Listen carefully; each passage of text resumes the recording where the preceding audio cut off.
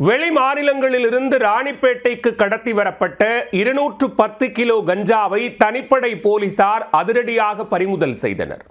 தீவிர வாகன சோதனையில் வடமாநில இளைஞர்கள் 6 பேர் கையும் களவுமாக சிக்கியது எப்படி?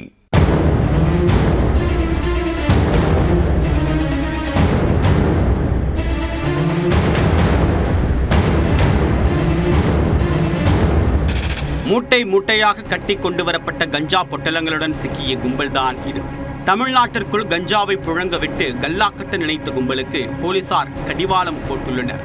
நடந்தது என்ன?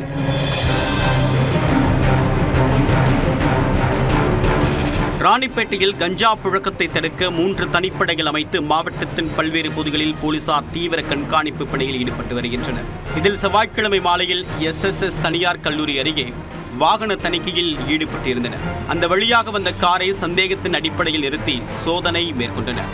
அப்போது காரில் 120 கிலோ கஞ்சா இருப்பது கண்டுபிடிக்கப்பட்டது. உடனே காரில் வந்தவர்களை பிடித்து போலீசார் விசாரணை மேற்கொண்டனர்.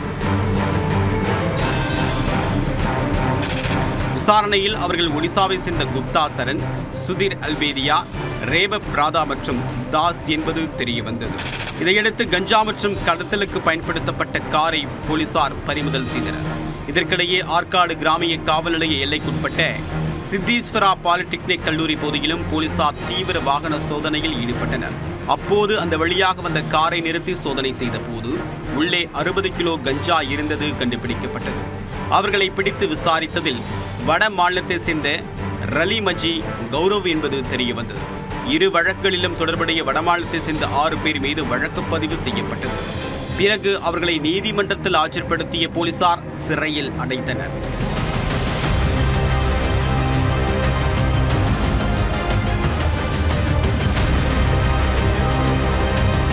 முன்னதாக ஆற்காடு நகர காவல் நிலைய எல்லைக்குட்பட்ட செய்யாறு கூற்றோடு பகுதியில் 30 கிலோ கஞ்சாவுடன் வந்த நபரையும் போலீசார் கைது செய்தனர்.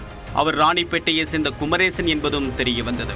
இது தொடர்பாக பேசிய ராணிப்பேட்டை மாவட்ட காவல் கண்காணிப்பாளர் விவேகானந்த் சுக்லா, கஞ்சா புழக்கத்தை ஒழிக்க தொடர்ந்து அதிரடி நடவடிக்கை எடுக்கப்படும் என்றும் தெரிவித்துள்ளார்.